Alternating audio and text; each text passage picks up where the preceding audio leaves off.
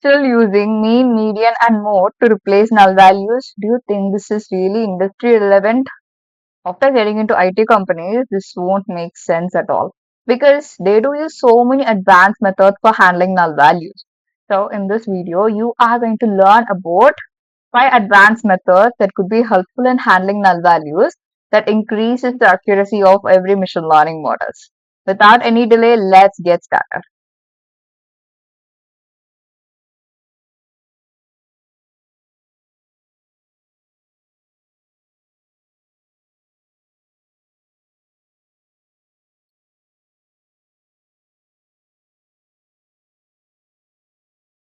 Today, this is the dataset that we are going to use. We are simply creating a dataset, a data frame.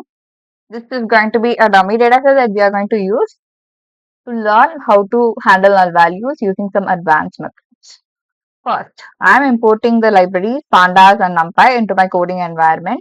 Then I am creating a data frame using pandas with columns like month, sales and profit. In month, I do have all the values. In sales and profit, I do have missing values. That is how I'm creating my data set. Generally, only if I have numerical values, I could handle that null values. If not, it is quite impossible to handle the null values. It is quite a tedious task. So here we do have 2 different columns with null values and it is a numerical column, sales and profit.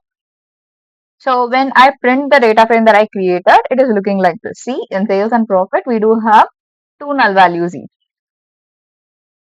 If I want to, in my data set, if I want to know the number of null values that each and every column has, let me run the cell first for, yes, this is how you will be getting.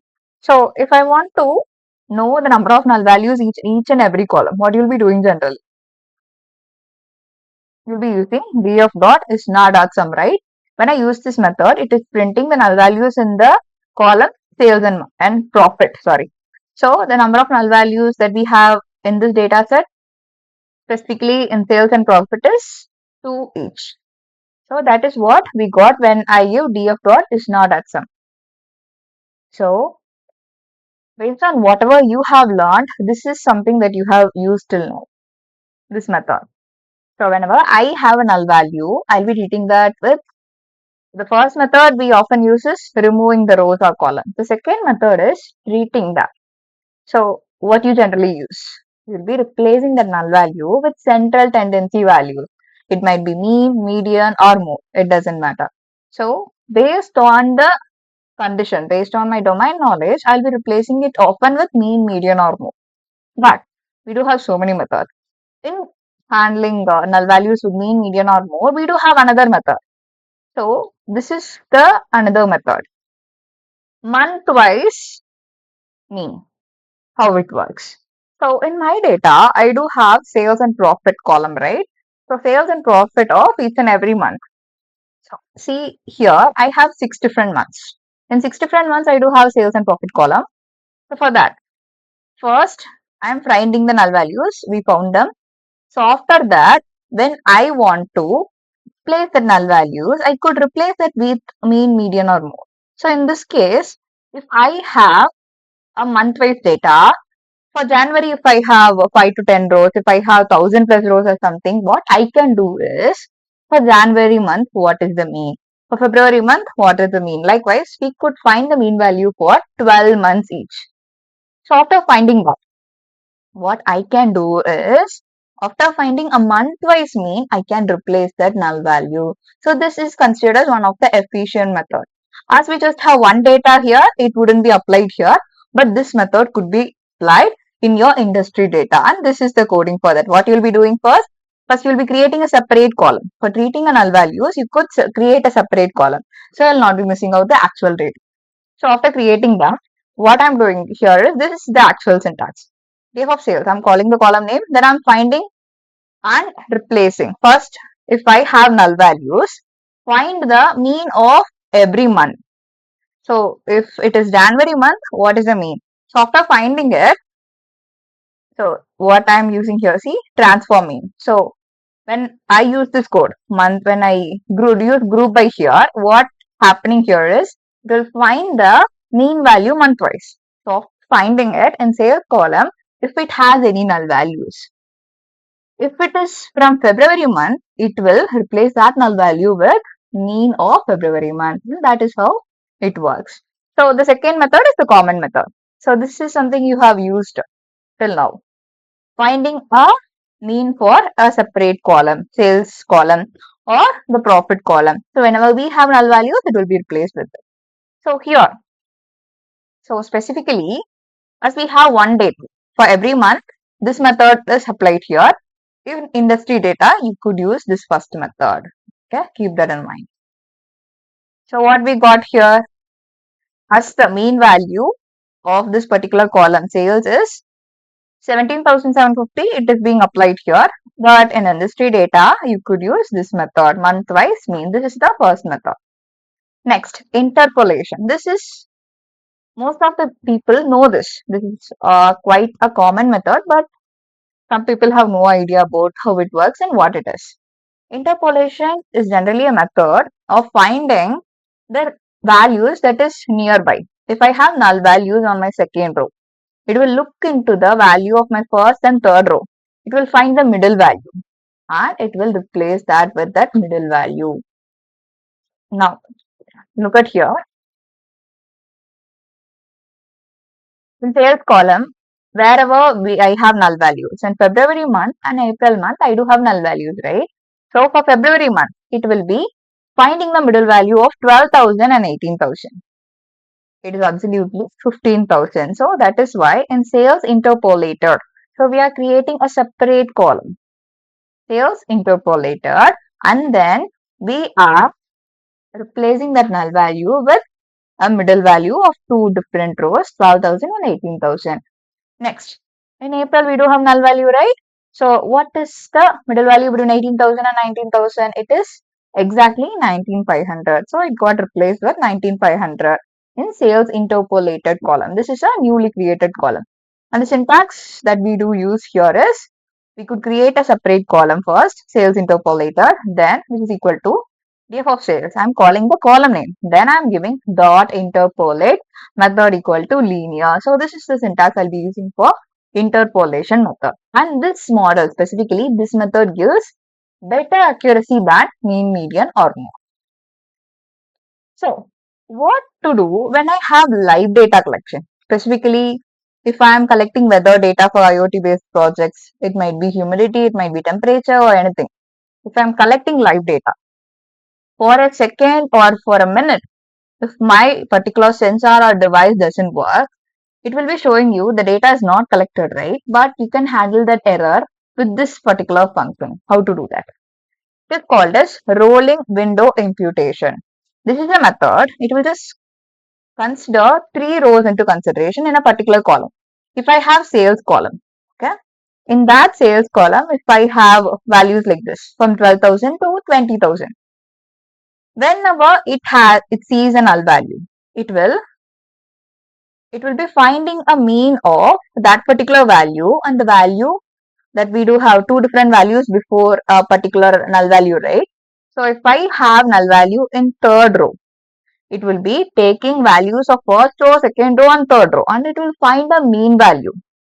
So after finding that mean value, the null value will get replaced with that mean value. So that is how this rolling window imputation works. So the one drawback that we do have is, what if we didn't have any values before it? It will keep the null values as it is. If it has one value before that instead of two values, it will be replacing that with one value alone. So see here, in this case, in February month, what value I do have before this null value? I have 12,000, right? Look into the sales rolling column. It was 12,000. So when we go to April month, we need to consider three different rows, right? First is null value, then 18,000. Then again we have null value. So that null value will not be taken into consideration. So it will take 18,000 into consideration. And for April month, we got a sales rolling as 18,000. So sales rolling is a new column that we created for applying this particular method, rolling window imputation. Look into the syntax now. Here, df of sales rolling is creating a new column. Then I'm using df of sales to call the sales column, and I'm using .fillna function. What is the purpose of it? Whenever it sees a null value, use this method. Then I'm calling the column name sales, and for that, apply the rolling method. So for that, I'm using the syntax dot rolling window equal to 3, minimum periods equal to 1, dot mean value. So this is the syntax. So this window size of 3, it is customizable. So when I run this code, this is the output I'll be getting. So regression based imputation. This is the most efficient method for handling null values. Do you know how it actually works? It's it is like a complicated concept when we see this, but it's such an easy way. We know how generally regression works. Some people might have idea about it. Some people so who are following my series might be quite new for this because regression is something we haven't seen yet, right? So regression is generally an algorithm that is used for handling numerical values. If I have 5 different columns and one column is something that I need to predict, okay? With that 4 numerical columns, I'll be predicting my 5th column. For that, I'll be using regression machine learning algorithms. These machine learning algorithms understand the numerical values features and it will be predicting my 5th column. So the regression is one of the machine learning algorithm. This could be used for predicting my missing values and it gives high accuracy compared to other methods. So this generally works. Something that you need to remember, if my numerical columns or numerical features has relationship to the another column. So specifically here, if I want to find a null value in a specific column, for that if I am using a regression, so these 2 columns should have a relationship. Only then it will make sense. So for using that, what I have to do is, first I need to import the linear regression library. Then I need to drop the rows that has null values in sales and profit. So my model will learn properly. So that is particularly used for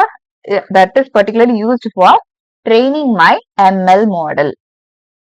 So if my data has null values, my model will not learn properly.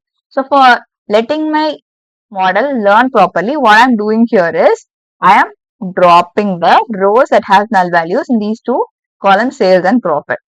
So that data is used for training.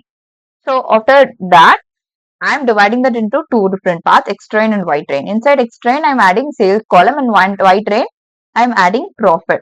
So it could be used for predicting if I divide this way.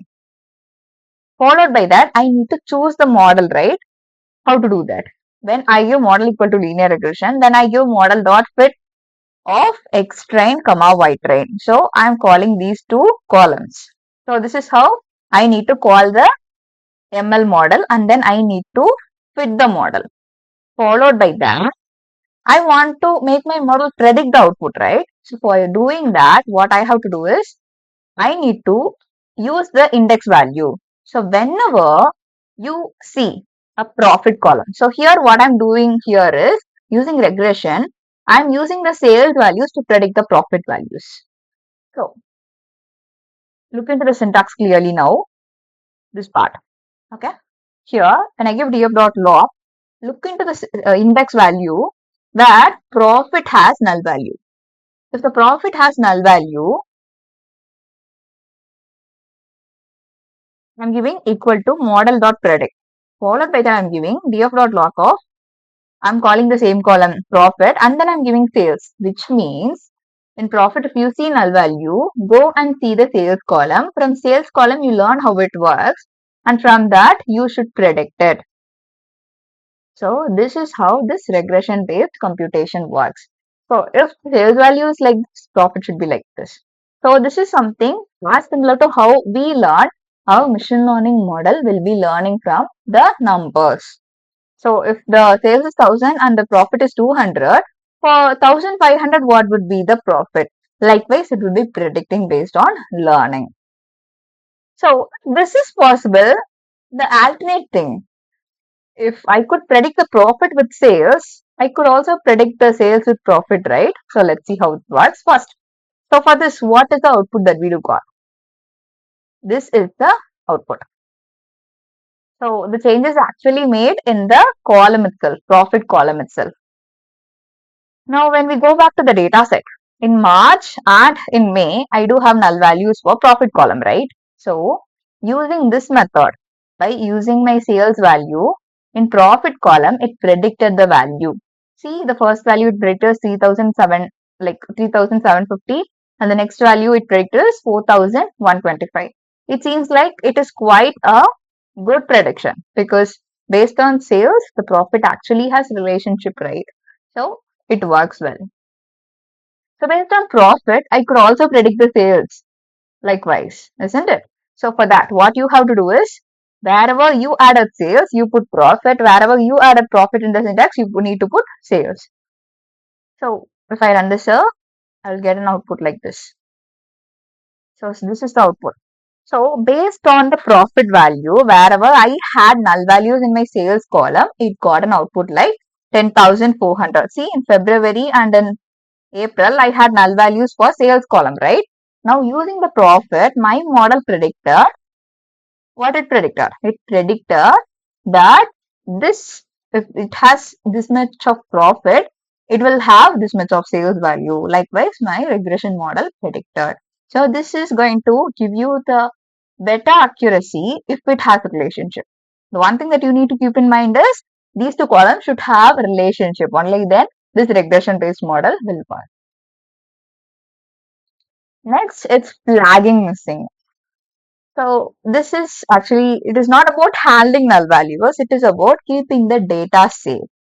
So as similar to what we have seen in outliers handling, we have seen the last method, right? Instead of removing that or treating that based on my requirement, if I do not want to do both, what I can do? I just want to keep it marked. I want to know it has a null value. So for that, what I can do is, so for every columns, you are creating a sales missing flag, product profit missing flag, likewise a separate column to mark it has a null value and keeping it. So for further usage, I can ignore that particular column or hide that particular row and we can use it for further purposes. So for this, what you have to do is, first, you should create a separate column, df of sales missing flag, which is equal to df of sales dot isna dot as type of integer. Then I'm using the same for profit. This is a syntax you will be using for flagging missingness. I'm creating a separate column where we have, wait a second. So what happened now is, as we handle null values, right? So now null values is not there. So first let me run this cell and come back to this.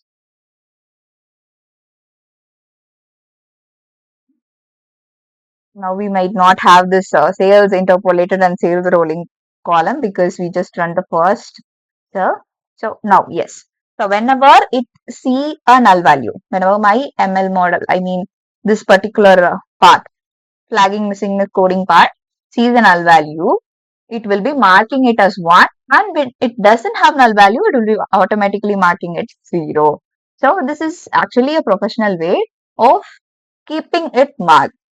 So flagging it will be helpful in handling the null values in future, or whenever I need a clean data, I could just ignore that particular part. Yes. I believe you clearly learned most of the advanced method that is used for handling null values in industries. So if you found this useful, make sure you subscribe my channel, and if you have any doubts, without any hesitation, drop them in comments. Bye for now. We'll meet you in next amazing video.